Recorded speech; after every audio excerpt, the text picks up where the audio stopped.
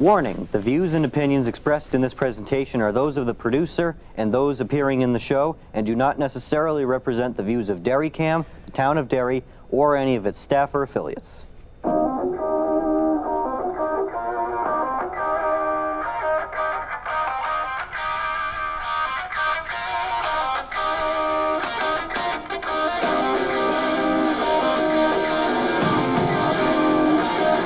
Hi, I'm Anthony Henry. Welcome back to America's Ass. We're on episode 50-something. I'm losing track, honestly. We're almost done this season. I think this is our longest season yet. I kind of decided not to do the 10 per season anymore. Just kind of do it as long as I need and then take a break when I need. We'll be doing this week, then next week, and then we'll be off till maybe February. Just some time to take a break and some time for more headlines to come in.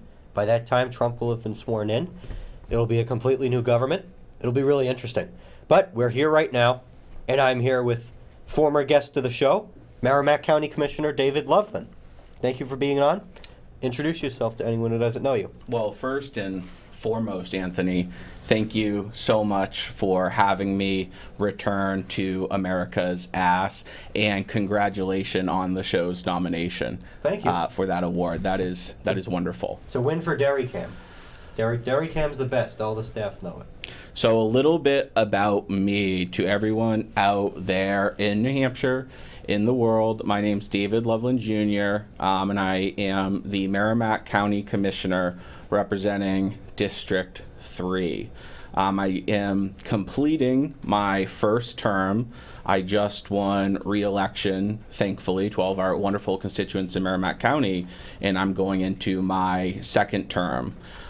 It's interesting on the Merrimack County Board of Commissioners because, Anthony, even though there's three seats, so there's 3 terms, 2 of the seats are only 2-year terms, but one of the seats is a revolving 4-year term. So I'm actually going into that 4-year term. So it's a big commitment, but I'm very excited. Yeah, and you've done a great job so far. You've kind of distinguished yourself as one of the leading young Republicans in the state, really, from all the people I know. So it's really great what you're doing. I appreciate that. I will say this. You're flattering me, but I think it was JFK who once said, all ships in the harbor rise with the same tide. So I couldn't do it without all of our wonderful team here in New Hampshire, Republican Party, voters, businesses, donors, family, friends, and all that good stuff. And what towns is District 3?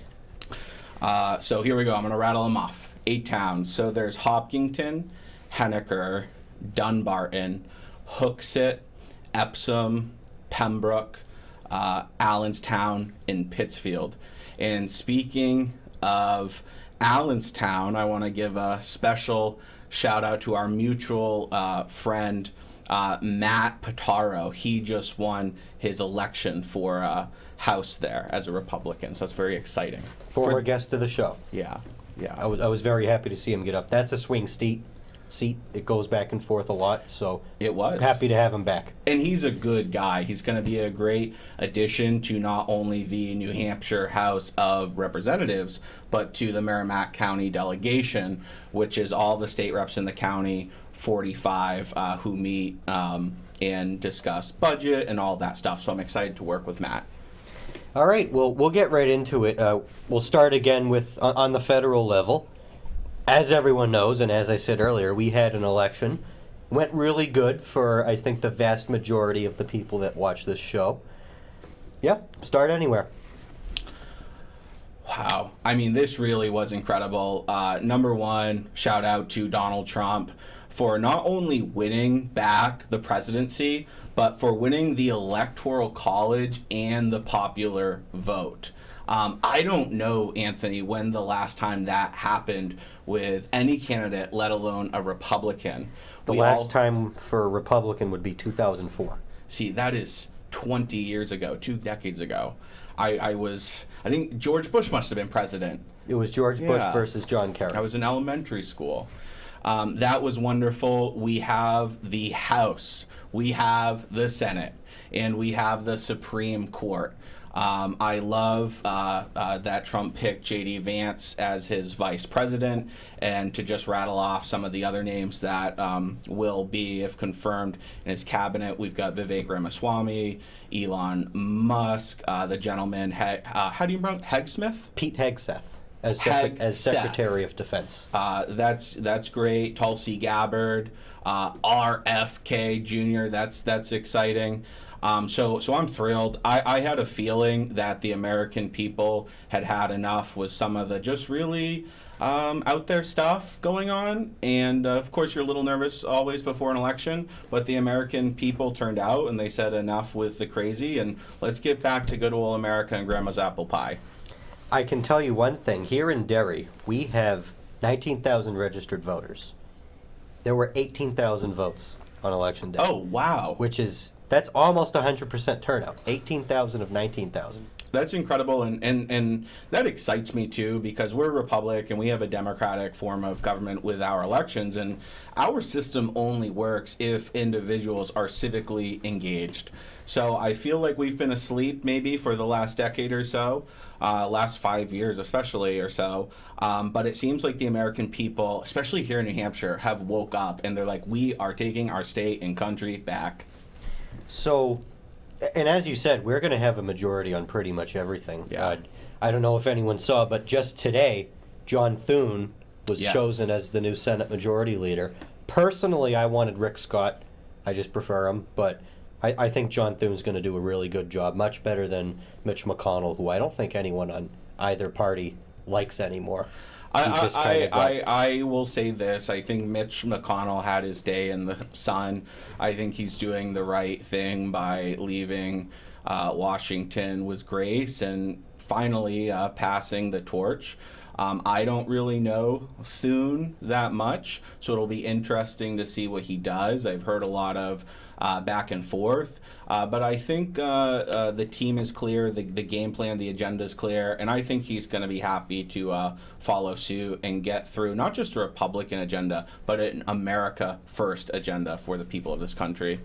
Yeah, it's going to be interesting to see how much we can get accomplished. Yeah. If you look at Trump's first 2 years in his first term, it was the same thing. There was a majority everywhere, Yes. including the House and Senate. But a lot of what he wanted to get done those first 2 years got blocked. Yep. Do you think it'll be different this time? It'll be totally different. I want to tell everyone out there what we are going to witness in the next 4 years, the world has never seen before. And that excites me, because we're now going into, and I'm getting goosebumps thinking about saying this, but we are going into another golden age of not just America, but I think global civilization. I think with American strength, with Donald Trump at the head of that, shining throughout the world, I think the wars are going to cool down a little bit. I think we're going to go after the cartels, and this boiling temperature on the world stage right now is going to calm down. And that's going to allow not just the United States, but the rest of the world to focus on things that matter, like energy, like trade. Medicine is huge, and we could go on and on and on, but it's going to be an exciting next 4 years. And it's gonna be historic. We're going to be entering a lot of very historic events for America as well. Our 250th anniversary is in 2026. And I thought about it, that's the year I'm going to be graduating high school, which That's is amazing. which is crazy to me. My first summer after high school will be our 250th anniversary. That's pretty cool. So we'll have that. The World Cup, most of those games will be in America. Really? I don't know. Yeah, I'm not a soccer follower, but to hear that the World Cup's going to be in America, that's awesome. Yeah, I don't know how many, but I know the vast majority of the games are going to be in America. Okay. Trump's probably going to be at a lot of those games. He'll be presiding over. He said he's going to be possibly at Madison Square Garden this weekend with Dana White at the UFC fight. Oh, yeah. And the other thing, the 2028 Olympics are going to be in Los Angeles. So his last year in office, he'll get to preside over that as well. I'm sure the opening will probably look a lot different than the French opening of the Olympics. It probably will. You know, maybe just a little different. And if we keep going down the scientific route we're on, we may have a person on Mars in the next 4 years. And that excites us. We, as human beings, politics aside, we need something that transcends us, something that motivates us, something that, tickles our inner curiosity. And that is, at this point, outer space and Mars. So with Elon Musk being involved with the White House, this is just so exciting. Like, I can't express, Anthony, how excited I am. We're probably going to go back to the moon, do all these other things. So it's all great. I'm excited to see it too. And here in New Hampshire, we have pretty much the same thing. And before I get to New Hampshire, I also want to point out that I think it might have been last night, but Justice Sonia Sotomayor, who has had a lot of health issues, she said that she's not stepping down. However, we did see that with Ruth Bader Ginsburg. Yeah. She ended up passing away after refusing to step down. There's going to be a good chance that something may happen to her, and Trump will appoint another Supreme Court justice. And I hope not. I wish her well, and I wish her longevity. At the end of the day, life is the most important thing we all have, and she served this country. But at the end of the day, the role as an executive, whether it's the governor or the president in Trump's case, is to appoint those judges. And Trump has a phenomenal track record with that. So if he could appoint more, I think that would be to a huge benefit of the American people. Yeah, and I kind of realized how morbid that was, but still, that's going to be an accomplishment that he can do. That will mean we have a 7-2 majority on the court. Yeah. Which would be even better. It's unbelievable. And again, this is a democracy, and the people have spoken. And they have said, we want to go back to normal, and we want to make huge strides into the future. And the road to do that is the big red Republican road. It's the Supreme Court, the presidency, the Senate, the House, all the way down to local government here in states like New Hampshire. And at the state level, we also did a clean sweep. We have Kelly Ayotte. We have a Republican Executive Council. Yes. A supermajority in the Senate. We gained 2 seats. It's huge. And we gained an even bigger majority in the House. Was it 20 or 40 seats that we gained? It was one of the two. But either way, me to it, but the number that's popping up in my mind is 23. So we gained a good amount of We seats. did. It's not, that razor-thin margin we've been brushing up on every now and then. Yeah. We're going to get a lot of stuff done in the next 2 years in New Hampshire. I agree. The House leadership, we've got Jason Osborne, Joe Sweeney, Ross, and they're all great. They're the leadership we need, that young leadership in the House to get legislation passed. To your earlier point, we have a supermajority in the New Hampshire Senate, which is great. Shout out to Senator Sharon Carson. She was just confirmed Senate president, so we should be seeing their agenda, I would guess, probably a little sooner than the House. And then Kelly Ayotte, man, I mean, she is a powerhouse, and as this state's incoming executive, I think she is thrilled with the prospect of having the House, the Senate, and the Executive Council to work through to get really awesome legislation passed for all of us Granite Staters. I was at Kelly Ayotte's watch party on election Nice. night, and it was awesome being in that room when she won. When she gave her... Down in Salem, right? Yes, it was in Salem. Excellent. And she gave her victory speech. I got to meet her. I got to meet the new first gentleman, the new first dog. Their dog was there. That's awesome. What kind of dog does Kelly have? I forget what kind, but I think his name was Thunder, I think. Something like that. Nice. But they were both really nice. And just to watch all the results come in. And then we stayed an hour or two longer to see all the other stuff. Yeah. We were there when it wasn't definite yet, but we were pretty sure we had won the Senate. Yeah. Then we saw Ohio, we took that, and we weren't really expected to win that. We were leading in Pennsylvania and the others. It feels euphoric. Yeah, everyone's just huddled around these computers checking all the, vote counts in the big counties nationwide. Back during the presidential primary in January, I was at Victory Night at the Sheraton Nashua. You maybe were there too, because you were involved a lot.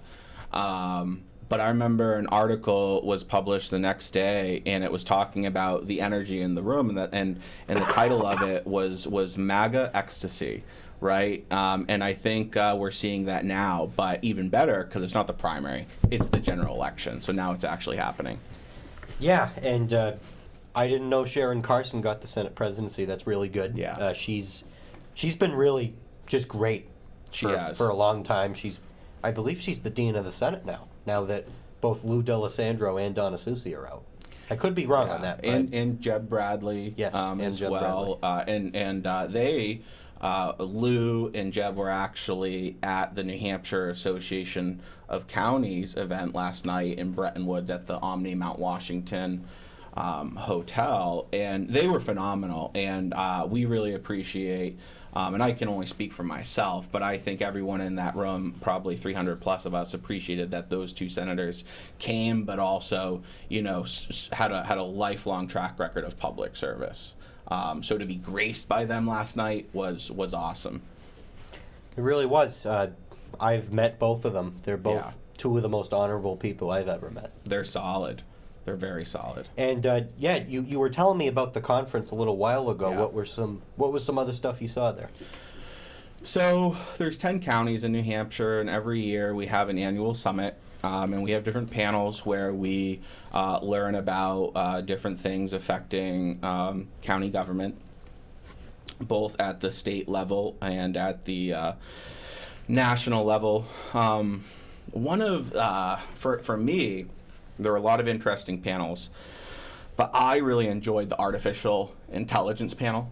There's already tons of counties and municipal governments across this country utilizing it.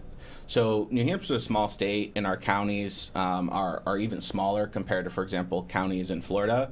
But it left me inspired thinking about how can we implement artificial intelligence in Merrimack County. One idea I had, and I don't want to get anyone too excited, but I said to myself, how great would it be if we could have artificial intelligence on the county navigator's website? So let's say you're a single mom working 3 jobs, got a kid, you need help, you need resources, but you're stressed. You don't want to be on the 1-800 line forever or whatever because you're tired and you need help. Imagine just going to AI and saying, hey, I'm a county resident, this is where I live, this is my situation, I've got kids, I'm single, I need food stamp, I need WIC. Instead of going through all the craziness, AI can just say, hey, in a second, here's the route you need to go, here's the people you need to call, and then all the transferring of phones and everything else, that can be cut in half and put on the side. I mean, that would improve quality of life. 100%, and its value, for our county residents. And I think the biggest thing I took away from the AI panel at the NACO summit was humans and governments who do not utilize AI will be replaced by humans and governments like myself who do utilize artificial intelligence. So I think instead of being scared about this technology, embrace this technology, embrace the change, and grow with it and see where it goes, because I think it can do a lot of good. It can, and it just needs to be done responsibly. And that's why I'm excited about the next 4 years, because we've got people like Elon Musk, JD Vance, Vivek Ramaswamy, people who are very familiar with technology. So I think having them in government at the federal level may be able to shed some insight on healthy regulation. And moving back to the state level before I talk about some dairy stuff, what is some legislation you expect to see come out of the State House? And I know you're not a legislator, but some stuff you'd want to see as a county commissioner, maybe. I want to see bail reform be reformed. We let way too many criminals back out onto the street. I don't want to go into that subject because I feel like everyone knows what it is, so I don't want to beat it to death. But I also want legislation to be passed, and I think Kelly Ayotte's the governor who can do a lot with this, but we need to treat dealers of heroin, fentanyl, methamphetamine, etc., like the murderers we are. They shouldn't get a slap on the wrist. If you sell a high school kid here in New Hampshire fentanyl and they die and they're dead, it shouldn't just be 5 years, whatever it could be. They need to face serious consequences as if they actually murdered someone, because that's what they do. So I want to see that type of legislation passed. And I think Manchester, we've seen some Yeah. reforms there. That would be a good model. Yeah. Oh, and speaking of Manchester, I just saw the news on X today. Jay Ruwe, he was, I guess, a boxer back in school, and he was just appointed to the boxing commission by Governor Chris Sununu and endorsed by Bobby Stephen. John Stephen, now executive counselor's father, who's been on the boxing commission forever. So that's exciting news. I didn't hear that. That's Yeah. interesting. Yeah. All right, so moving to some Derry stuff. Usually Derry's school board meetings are on Tuesday. So it was supposed to be yesterday, but this week was parent-teacher conferences. So the school board meeting is tomorrow. And tomorrow is going to be a meeting that could decide really the direction Derry goes in for a little while, because they're going to be filling the open seat left by Wilbert Danger. And as I said last episode, there's 4 applicants. Karen Rand, she's a local realtor. Nice. Jennifer Thoreau, former clinical psychologist and a member of Fiscal Advisory Committee. Tom Carden, former state representative, former town councilor, member of Fiscal Advisory Committee. And Jenna Paradise, who ran for school board earlier this year and a member of Fiscal Advisory Committee. So I assume that all the school board members, and keep in mind, this will be coming out after the meeting happened, but we're filming it before the meeting happened. I don't know who they're going to choose. I don't know if the members have contacted all of them, interviewed them, checked all their qualifications, just talk to them to make sure they're all normal. I know who all of them are. I know who my pick is personally, and I believe I said that last show. But it's going to be interesting because whoever wins, I'm going to assume they're going to run again, and they're going to have a leg Yeah. up. There's going to be 4 seats on the ballot next year That's huge. instead of 3. That's control of the school board. 100%. So that's going to be big, and there's going to be the 4 seats, the warrant article for $25 million in repairs, a teacher's contract, Wow. the over $100 million budget For the school. for the school district. Okay. So for the county alone, Merrimack County, our budget's like around $105 million. Our school district alone, I believe it's around 103. Wow. I'm on fiscal advisory, so I should Okay. probably know that number, but That's it's huge. around 103, I think. That's huge. It is huge. And it's not even the high school. That's just K through 8. Wow. It'd be curious to know what the aggregate amount is, K through 8, and then high school and everything on top of that. But to your point, this is a huge election. You got those seats available, and you need responsible stewards of that money, right? Yeah. And the kids and the school and the community.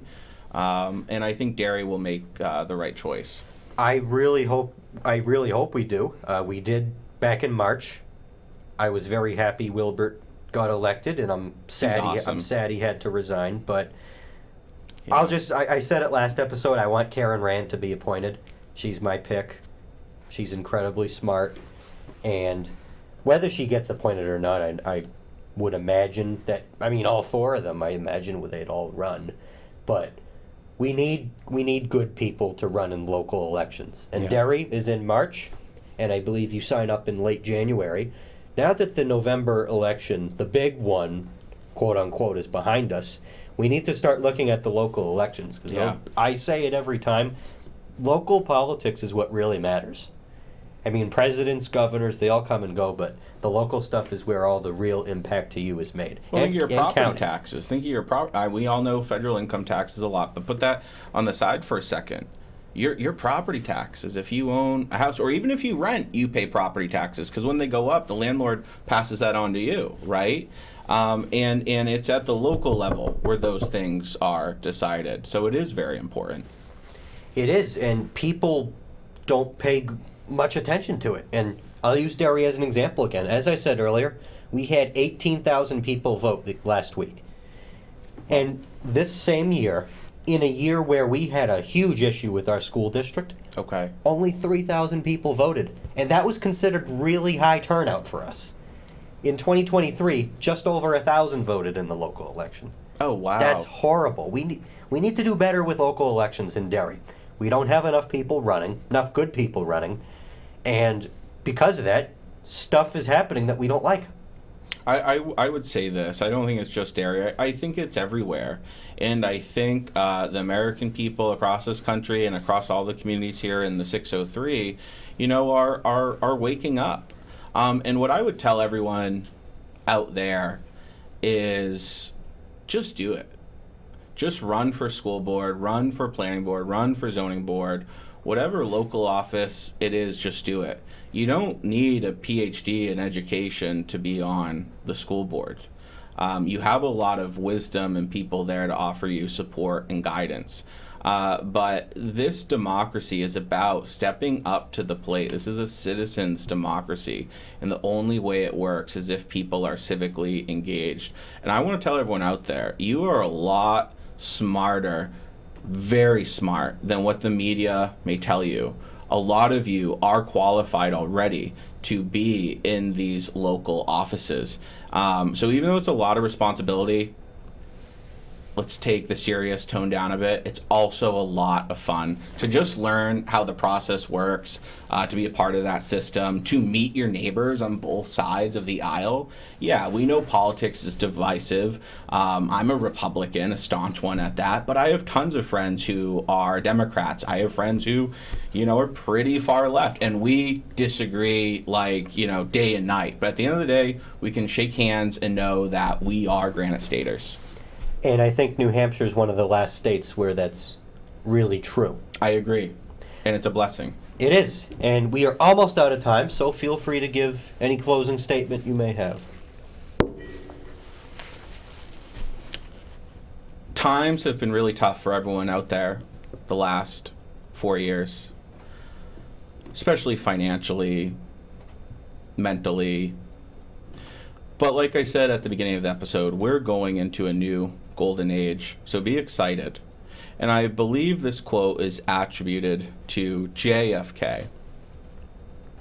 Do not pray for easier times. Pray to be stronger men. I'll end it there. I'm Anthony Henry. This has been America's Ass. Thank you for watching. Thank you.